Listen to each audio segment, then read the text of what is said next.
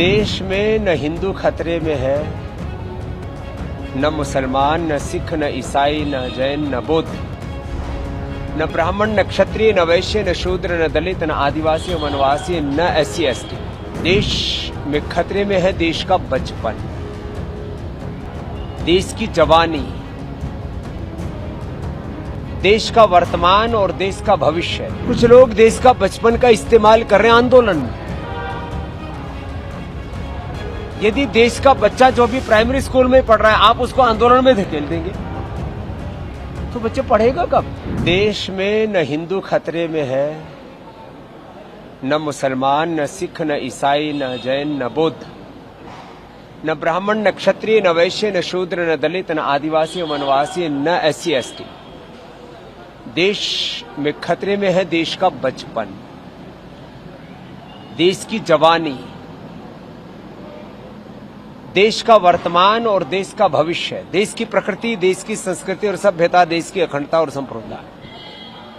इसलिए मैं इस समय सबसे बड़ा कोई देश का मुद्दा मानता हूं तो ये कि देश का बचपन कैसे बचे। कुछ लोग देश का बचपन का इस्तेमाल कर रहे हैं आंदोलन में। यदि देश का बच्चा जो भी प्राइमरी स्कूल में पढ़ रहा है, आप उसको आंदोलन में धकेल देंगे तो बच्चे पढ़ेगा कब? उसको पता ही नहीं कि आंदोलन क्या होता है। आपने उसको फूंक मार दी कि जा तू भी जा करके थाने का घेराव कर ले, तू भी सड़क पे उतर जा, तू भी ADM और DM का घेराव कर ले। छोटे बच्चों को आंदोलनों में नहीं धकेलना चाहिए, पूरी दुनिया में कहीं नहीं होता। आंदोलन ये अभिभावकों का उत्तरदायित्व है बच्चों के लिए, और जब बच्चे एडल्ट हो जाते हैं तब उनको अपने अधिकारों के लिए संघर्ष करना चाहिए और अपने कर्तव्यों के पालन के लिए भी प्रतिबद्धता उनके अंदर बढ़नी चाहिए। देश में अराजक आंदोलन तो नहीं, हाँ, देश में संविधान की, लोकतंत्र की रक्षा के लिए संवैधानिक, लोकतांत्रिक, नैतिक, आध्यात्मिक, मानवीय मूल्यों पर आधारित आंदोलन होने चाहिए। मैं इसका समर्थक हूं। आंदोलन के नाम पर अनारकी, अराजकता भी नहीं होनी चाहिए और बच्चों का आंदोलन में इस्तेमाल नहीं होना चाहिए। हां, इतना जरूर है कि देश की शिक्षा की, चिकित्सा की सही दिशा होनी चाहिए और देश की शिक्षा, चिकित्सा व्यवस्था को लेकर के बहुत गहरे प्रश्न हैं, उनका समाधान होना चाहिए। और ये मैं मानता हूं कि इसमें सरकारों का भी बहुत बड़ा उत्तरदायित्व है, लेकिन इसमें यह भी मानता हूं कि ये व्यक्ति केंद्रित व्यवस्था नहीं है।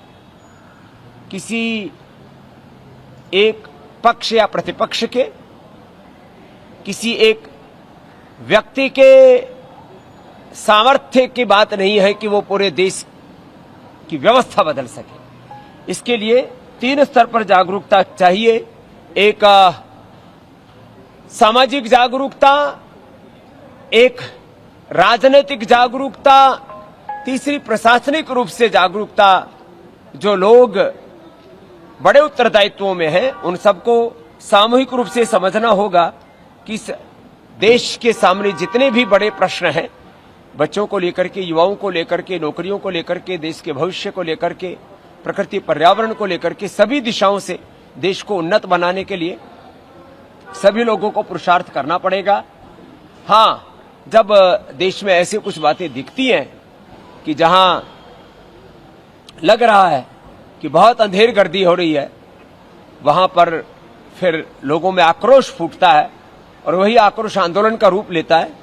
और मैंने कहा, मैं आंदोलन में भी अनारकी, अराजकता का समर्थक नहीं हूं, लेकिन शांतिपूर्ण आंदोलनों से तो देश की को आजादी भी मिली, और जब जब भी देश में आवश्यकता होती है तब लोकतांत्रिक, संवैधानिक तरीके से आंदोलनों का हमारा संविधान ही हमें अधिकार देता है। अगर आप ये वीडियो YouTube पर देख रहे हैं तो हमारे चैनल को सब्सक्राइब कर बेल आइकन दबाएं, और Facebook पर देख रहे हैं तो हमारे पेज को लाइक करें।